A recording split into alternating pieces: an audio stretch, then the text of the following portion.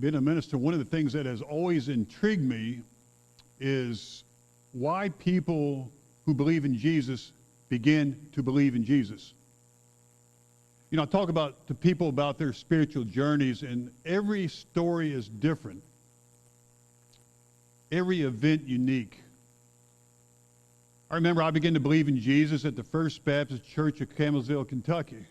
At the invitation worship service, Dr. J. Chester Badgett stood at the front and invited anyone who wanted to begin to follow Jesus to come forward, and I did as a young boy. I remember a young woman telling me that she began to believe in Jesus in her home. The moonlight shone through the blinds and stuff she'd been wrestling with, and in that moment, she said it was almost like she was swimming to the surface of the water and it burst open and she came to faith.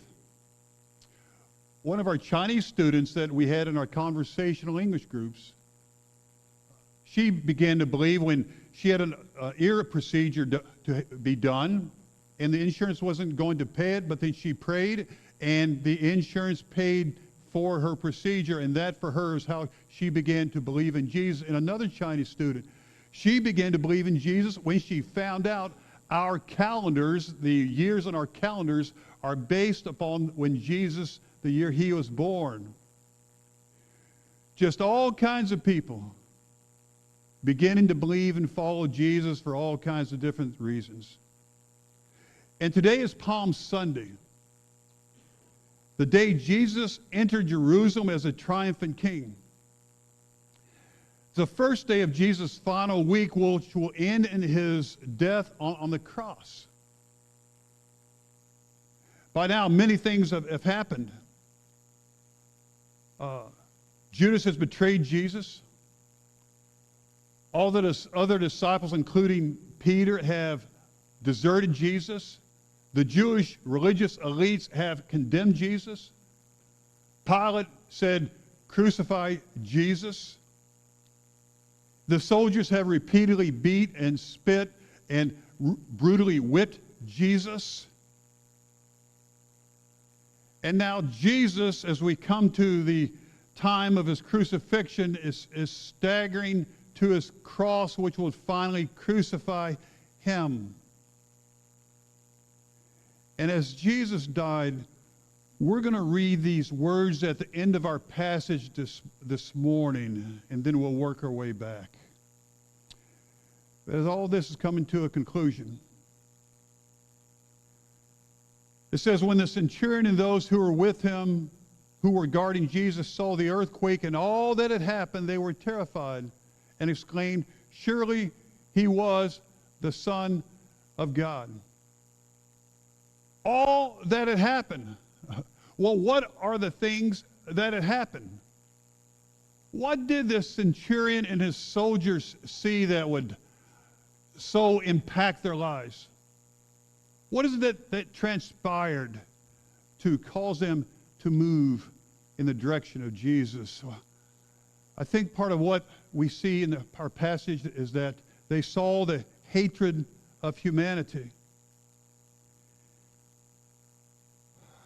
For we begin, as they were going out, they met a man from Cyrene named Simon, and they forced him to carry the cross. They came to a place called Golgotha, which means the place of the skull, and there they offered Jesus wine to drink mixed with gall, but after tasting it, he refused to drink it. When they had crucified him, they divided up his clothes by casting lots, and sitting down, they kept watch over him there, and above his head they placed the written charge against him: "This is Jesus, the King of the Jews." And two robbers were crucified with him, one on his right and the other on his left. When a criminal was condemned to die, he was immediately taken out to be crucified. And what they would do, they'd form a hollow square of a Roman soldier on each corner of the square. And the criminal who was to die would walk in the middle of them, and he would carry on his back the cross beam. And in front of them would go a Roman officer, often a centurion. And they would take a board, and on the board write the offense that this criminal had committed. And Jesus' offense was that he was the king of the Jews.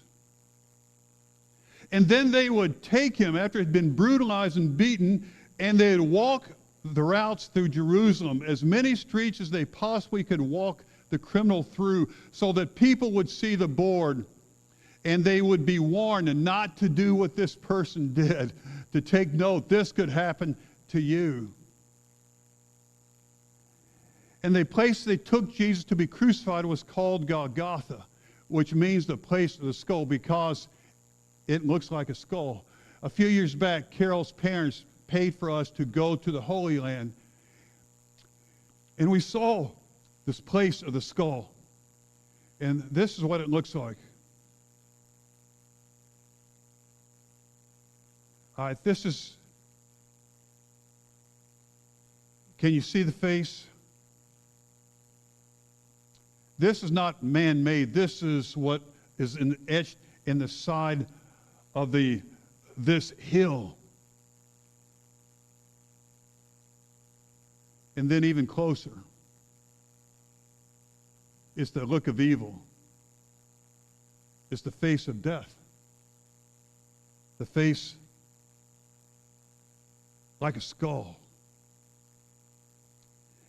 And there they nailed Jesus to his cross. There they offered him drug wine to deaden his pain, but Jesus refused it. There the soldiers divided his clothes, kept watch over Jesus, and nailed the sign above him. And there 2 robbers were crucified on each side of Jesus. And there, those who passed by hurled insults at him, shaking their heads and saying, You who are going to destroy the temple and build it in 3 days, save yourself. Come down from the cross if you are the Son of God. And in the same way, the chief priests, the teachers of the law, and the elders mocked him. He saved others, they said, but he can't save himself. He's the King of Israel.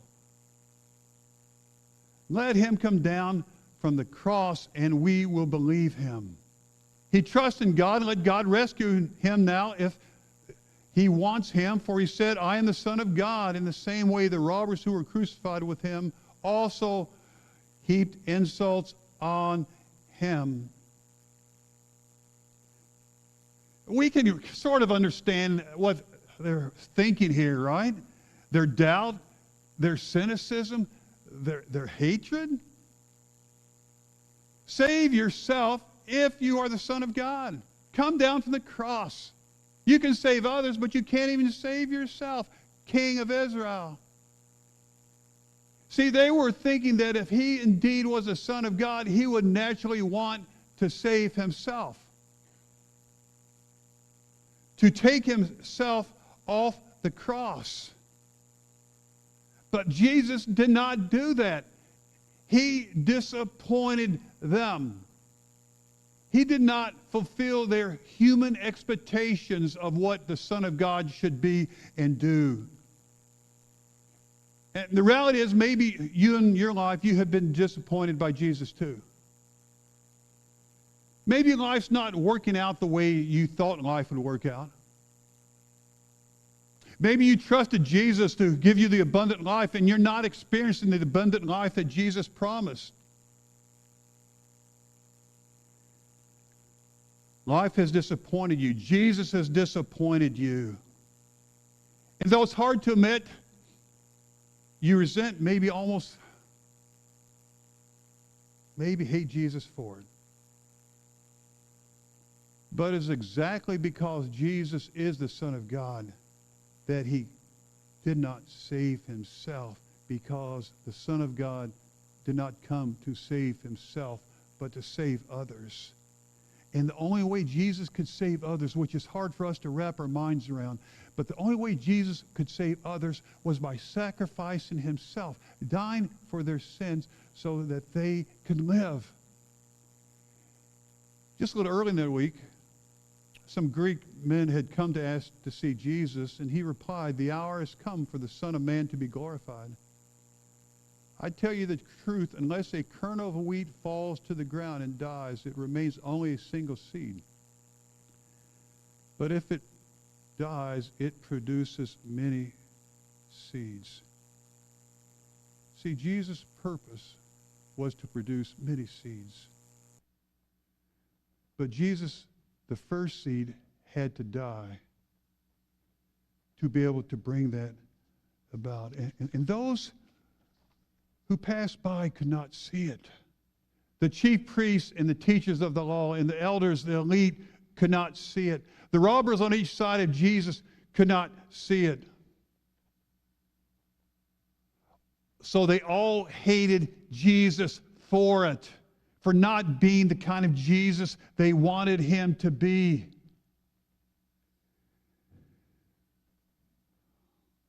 But the centurion and the soldiers saw this hatred. It impacted them.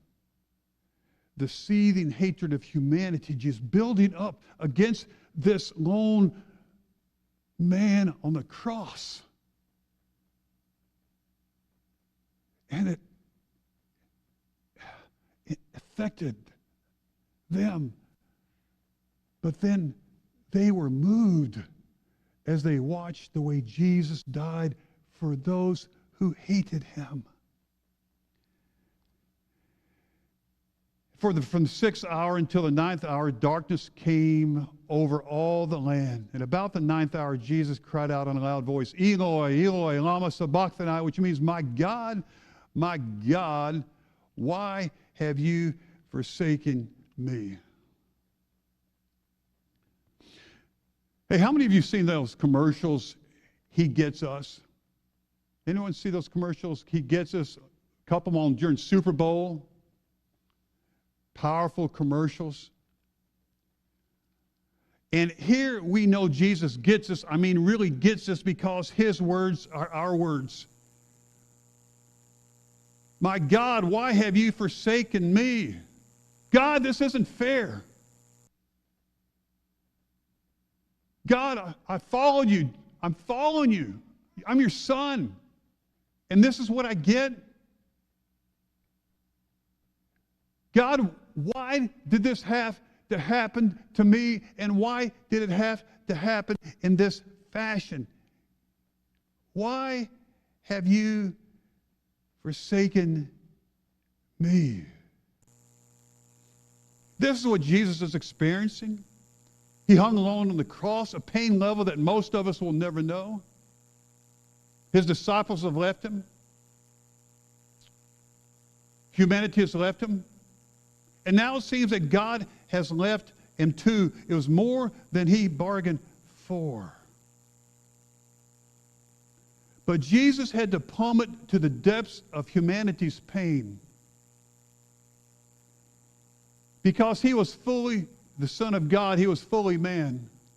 But for him to be Jesus, for him to be the Savior we needed him to be, for us to know that he knows our pain, that there's no place we can go that he has not already been, for us to know that he gets us, he had to die. We had to know that he knows our pain.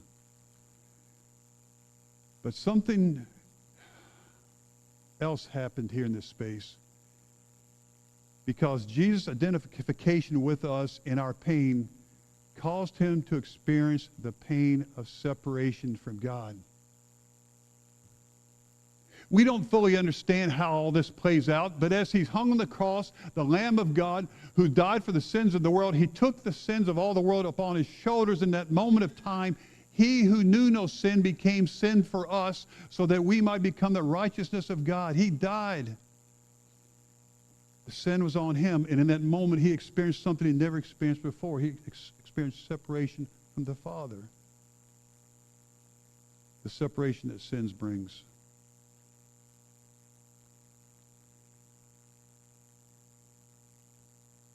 When some of those standing there heard this, they said, "He's calling Elijah." Immediately one of them ran and got a sponge. He filled it with wine vinegar, put it on a stick, and offered it to Jesus to drink. The rest said, "Now leave him alone. Let's see if Elijah comes to save him." And when Jesus had cried out again in a loud voice, he gave up his spirit. See, here it is, people. Here it is. If Jesus had whimpered, he would not have been the Jesus that we have come to worship. But Jesus cried out again in a loud voice. It was not the sob of defeat, but the shout of victory. Not the wail of the conquered, but the sound of a king. And with those words of defiance, of victory,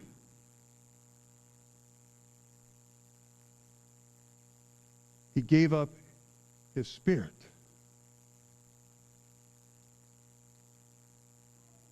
And at that moment, the curtain of the temple was torn in two from top to bottom.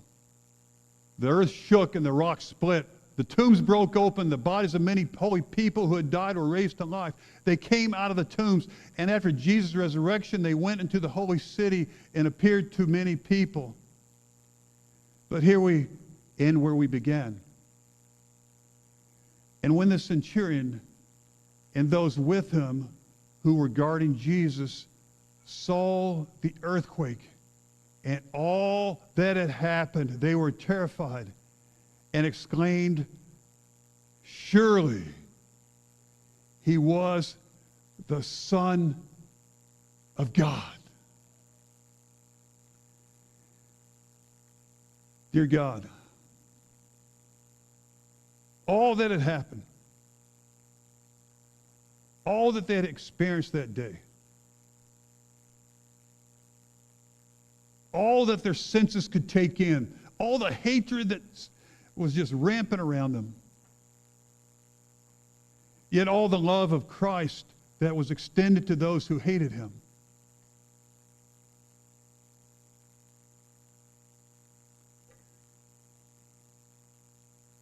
It brought them to the point of their spiritual journey, of wherever they'd come from and whatever they were leaving behind, but it brought them to that point that from the depths of their being, in the chaos, the earth shaking, the sun hiding, the rocks breaking, above and beyond all that, he was able to say, surely he was the Son of God.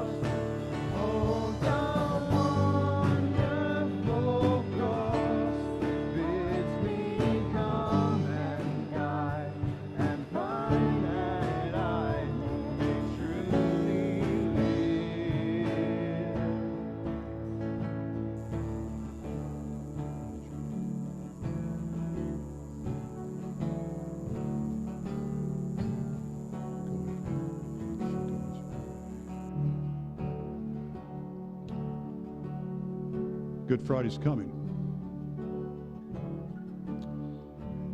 This week, prepare, pray, reflect, get ready. The God-man who gave his life for us so that we can live. Dear God, help us to bend our knees to you.